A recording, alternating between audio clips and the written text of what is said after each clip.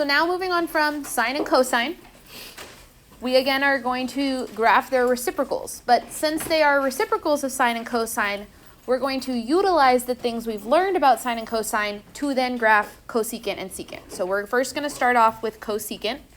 If you notice, our table, I have the degrees in radians, or the x values in radians again, and I've already put the sine values which we found last time from our unit circle. And remember again that cosecant is just the reciprocal of sine, so I don't need to calculate anything necessarily here to find the values for cosecant. I just need to look at the graph here, because I need to use the reciprocal of all of the numbers on this row for sine. So if you were to use the reciprocal of 0, what is the reciprocal of 0? So 0 is 0 over 1, right? What's that reciprocal then? Over, okay, wait. So if 0 is 0 over 1, and I want to use its reciprocal, it would be what? Am I allowed to do that? No. So at 0, cosecant is undefined. I'm going to use UND for undefined because that word doesn't fit in this box in my handwriting. Undefined. Cool. What about at pi over 6? What is cosecant going to be? 2. How about pi over 2? Just 1, because 1 is 1 over 1. You flip it over, it's still 1 over 1. How about 5 over 6? Or 5 pi over 6? 2. And then again at pi? Undefined again. Okay. Then we do the reciprocal for negative 1/2, which is? And then the reciprocal of negative 1, still negative 1, and then, and undefined. Great, so we have still kind of some patterns here. We have an undefined, 2, 1, 2, undefined, negative 2, negative 1, negative 2, undefined. Let's see what that looks like. Now we do need to throw back for a second. When we have an undefined value on our graph, what does that mean shows up for our graph?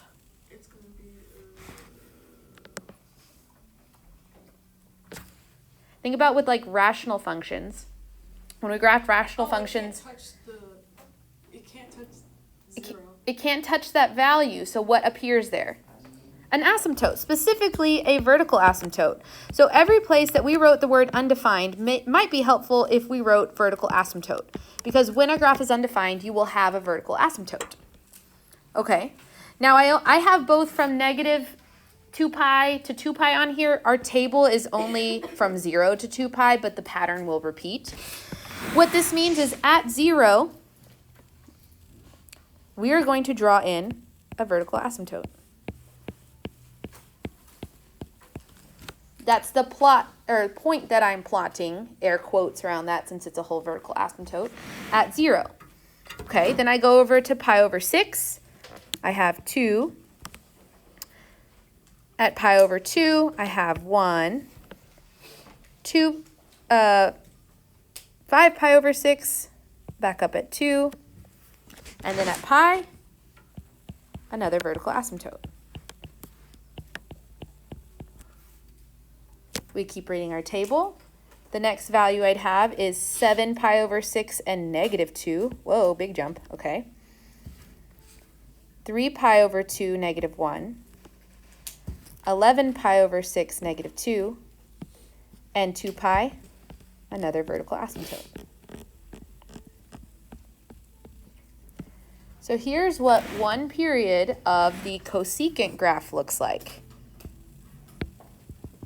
You have this little section. I have to pick up my pencil because then I have a vertical asymptote. And then I have this little section.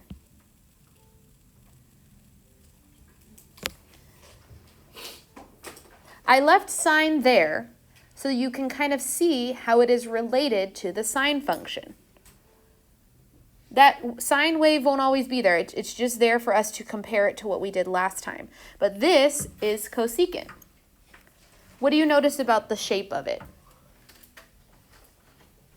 Maybe comparing it actually to sine. It's like the inverted version of sine, right? The reciprocal of sine, as we would call it. Yes. Since the function itself is the reciprocal of sine, the graph is the reciprocal. what it kind of looks like. Like you just take it, you go, flip it over. Okay? If we were to finish this pattern in the negative direction, just because we don't have a table for it, but we can kind of see the pattern where we have at all of the maximums, right? Here's a maximum. We have a coordinate point that's like at the same spot. And at all the minimums, I have a coordinate point that's like at the same spot. What other sort of pattern do you notice comparing sine to cosecant? All the zeros have what? Have asymptotes. Okay, well, we can draw that in. That means here at this 0, aka where it crosses the x-axis, there'll be an asymptote. And here where it crosses the x-axis, there will be an asymptote. And like, yes, in between that as well, we could have the values that go to 2, but we're just sketching this side, kind of the way I'm going to have you sketch your homework problems. So here's what that would kind of look like. So we have our vertical asymptotes, and we have our maxes and mins, but it's intimately related to the sine function. It's the reciprocal of it. So the green stuff is cosecant. The red graph on mine is still sine. So it's not part of cosecant, it's just helpful to draw it first, because then we just beep, beep, flip it over. Okay, let's talk about some vocabulary for this. Looking just at one period of the cosecant, meaning we started here, where did we end? 2 pi. So it has the same period as sine. So its period is 2 pi. That is the distance from where it starts to where it ends. Noticing that this one starts and ends on vertical asymptotes. That's going to happen. It is no longer called an amplitude. Amplitude is only for sine and cosine waves, but if you think about it, because it's related to sine and cosine, the vertical stretch of this graph is still the amplitude. I'm using air quotes because it's not really amplitude, but I like to think of it that way. For a typical cosecant function, the vertical stretch, aka the fake amplitude, is this far. How far is that? 1. So your vertical stretch for a parent graph of cosecant is going to be 1, meaning there is no vertical stretch, but I like to think of that as the amplitude, the max or the min. The domain is written kind of funny. This is not one of the 12 basic functions. So our basic functions, there were only 3 that are not all real numbers. This is another one that's not all real numbers. Because we have all these vertical asymptotes, we would say the domain is all real numbers except for the pattern pi times k. Because at every multiple of pi, there's a vertical asymptote. So if we say all of the numbers except for where there's vertical asymptotes, which is the domain. The range is also kind of funky because we have like 2 separate parts of it, right? Sine was bounded by 1 and -1, so cosecant is literally everything else. The way we write the range is from -infinity all the way to -1, and then we stop because it can't go onto the sine function itself. We put our pencil back down and start graphing again from 1 to infinity. So its range is like the reciprocal or the opposite of all the things that sine is, because sine is between -1 and 1. Cosecant is the opposite. Just like we had a formula for solutions or for the zeros of sine, the same solution is going to be for the vertical asymptotes of this graph, and it's like literally the same equation. The first vertical asymptote I saw was at 0, and the distance it takes to get to the next one is pi. So I say 0 plus pi times k. These were the problems that confused us the most the other day in the hallway, is writing the zeros formula. The first 0 is at 0, and the distance to the next one is pi. Last but not least, because this is the reciprocal of sine, and sine is odd, then cosecant is also odd. We can rotate it around the x-axis and it would land back down, or not the x-axis, sorry, the origin, and it would land back down on top of itself. That is cosecant. Okay, all the other things still hold. The formulas for finding your period is still 2 pi over b. The x increment is still pi over 4, or sorry, period divided by 4. All of that stuff still stands, yes? Can you explain how domain works? The domain, so we want to be able to say all real numbers, but every time there's vertical asymptote, the domain fails. So if we were just listing it out, you'd say this chunk, and then this chunk, and then this chunk, and then this chunk. But we'd have to keep doing that for forever. So instead we say the whole number line will work except where there are vertical asymptotes, which are at multiples of pi. 0, pi, 2 pi, the next one would be at 3 pi, and then 4 pi, and then 5 pi. So we say the whole domain works except for every place there's a vertical asymptote. Okay? So let's compare some things to kind of make this easy for ourselves. Cosecant, we kind of already see this. Cosecant is going to have a vertical asymptote at every 0 of sine. So every time sine would cross the x-axis, or what we would have called center in our pattern, you're going to have a vertical asymptote instead. Cosecant also has a local minimum, or a smallest point, at each local maximum of sine. So everywhere sine we would have said max, we will now say min. And cosecant has a local maximum at every local minimum of sine. Now, why is this important? Great question. Y'all know that pattern we were using for x increment for sine? What was the pattern? And repeat, right? Okay, well, if we're doing this for cosecant, we have different things every time. Instead of center, what does cosecant have? Ooh, instead of center, what does cosecant have? A vertical asymptote. So every time there would have been a center on your graph, you would draw a vertical asymptote. Every time sine had a maximum, what are you now going to have?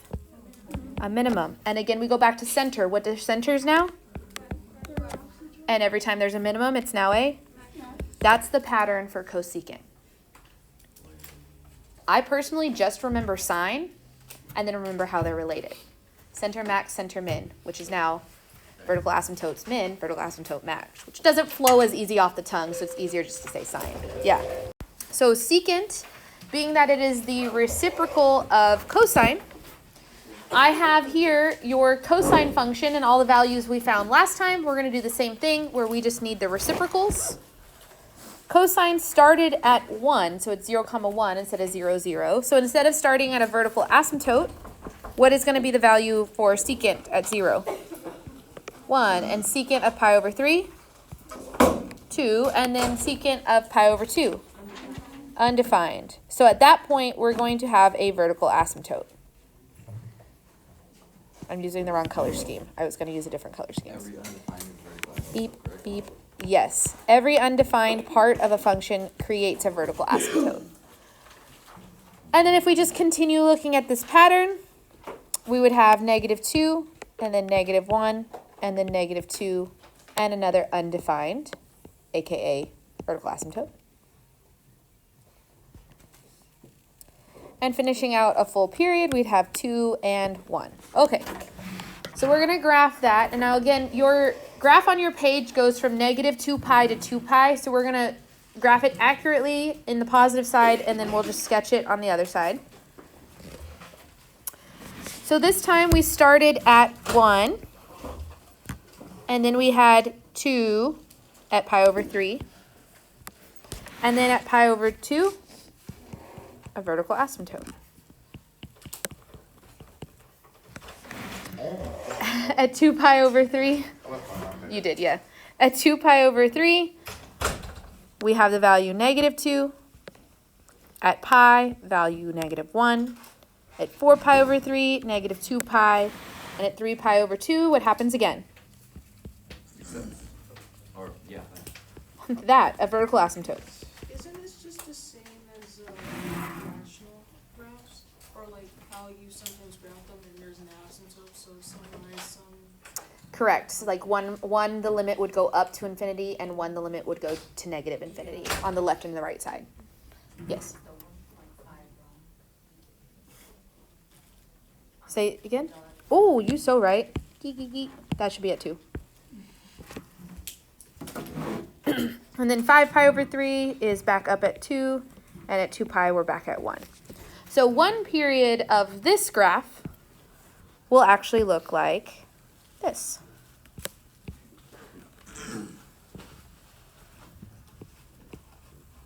So again, it just looks like the reciprocal of cosine because it is the reciprocal of cosine. But since cosine starts at a maximum, ours is going to start at a minimum. Oh, wait. It doesn't continue to the right. It will. We only graph from 0 to 2 pi, but if we keep going the other direction, following the idea that at every maximum there is a minimum, at every 0 there is a vertical asymptote, and at every minimum of cosine there is a maximum for secant, we can finish graphing all the way to negative 2 pi. So yes, this one that we graphed does finish on this side.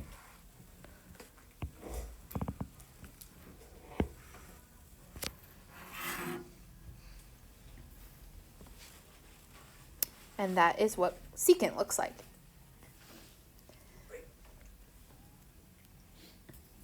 Now, because cosine and sine are just phase shifts of each other, secant and cosecant are also just phase shifts of each other. So it's essentially the same shape, scooted around on the graph at different places. Cosine and secant start at 1, so start at either a max or min. And sine and cosecant start at a 0 or a vertical asymptote, unless we have shifted it side to side. But a lot of the information is the exact same because they are very similar to each other. The distance that makes the period here for the parent function, again, is 2 pi. So it would be from 0 to 2 pi. I don't think I reached all the way to 2 pi. That is the period of a typical secant function, which means one normal period does, yes, kind of have like, I don't know what to call these because they're not necessarily horns, but like 2 little slices on the side and then a whole what looks like parabola on the bottom, even though they're not parabolas. And again, for this one, we don't call it amplitude because it's not technically an amplitude, but you can think of it like amplitude because the distance from the center to that max or min is your vertical stretch. For a typical secant function, it is just 1.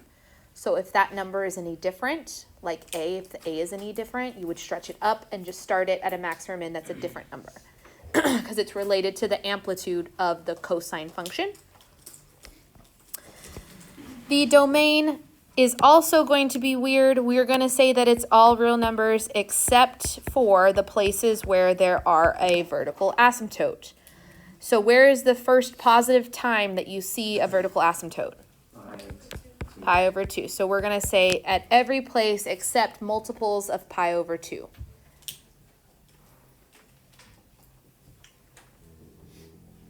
That would mean pi over 2 and 5 pi over 2 and 7. Because that's what we see. The range is exactly like the cosecant range. It goes from negative infinity to negative 1. And then cosine shows up, so we don't have the things for where cosine is. But then from 1 to infinity, we have secant again. So it's the same as cosecant? Secant and cosecant, yeah, will have the same range for the parent function. The formula for the vertical asymptotes is exactly like the formula for the zeros, which means we start at the first one that you see, and then add the distance, which is pi, to the next one. Because the distance from pi over 2 to 3 pi over 2 is pi. So the distance between my vertical asymptotes is pi. And since this is the reciprocal of cosine, and cosine was even, meaning I can fold it along the y-axis, secant is also even.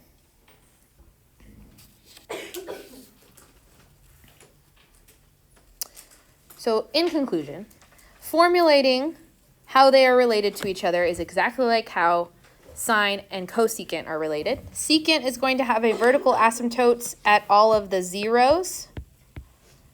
of cosine, aka your centers. Everywhere in the pattern you said center, you're now going to say vertical asymptote because that's the zeros. Secant has a local minimum at each local maximum of cosine. And secant has local maximum at each local minimum of cosine. So just like reciprocal. So that means for the pattern, just like it means for the other one. For cosine, the pattern was max, center, min, center. So for secant, what is it going to be? Min, vertical asymptote. Mm-hmm. Max, vertical. That's the pattern for secant. It has a minimum value and then a vertical asymptote. And then a maximum value, which looks lower because it's low, but it is a maximum. Vertical asymptote, minimum, maximum, asymptote, all that When you stuff. say maximum, do you mean like in reference to like above and below the x-axis? Not necessarily. I mean locally. So if we were looking at this one, it starts at a maximum for cosine, but looking here, that's a local minimum. That's the smallest point in this little like U shape. And then it's a maximum for the other. So then we have vertical asymptote, and then this, for this section, is a maximum. And then vertical asymptote. And then technically this little section would mean that's a minimum of secant. What's the pattern again? For secant, Yeah. it would be minimum vertical asymptote, maximum vertical asymptote. But locally, minimum So it's based- vertical asymptote, so it's maximum. based on the secant, correct? The max and min? Yeah. Yes. Okay. Not for cosine, but compared to itself, it will have an upper point, which is technically a minimum, a vertical asymptote, and then a lower point underneath the axis that is technically a maximum. Locally. It's like valley, hill might be easier for you to say. Okay. Now I already filled this in for you because it's the same vocabulary. I left off on this first part the fact that that is an amplitude because it's not technically an amplitude, but if you want to write that in for yourself, because it is helpful to see that the A value still tells you where that max and min value will be, like an amplitude would. It's the same thing, we just don't call it an amplitude for secant and cosecant. B still tells you the period and the frequency of the graph. C still tells you the phase shift, and D is going to tell you the displacement. And that's about it. Our goal with secant and cosecant is being able to graph them.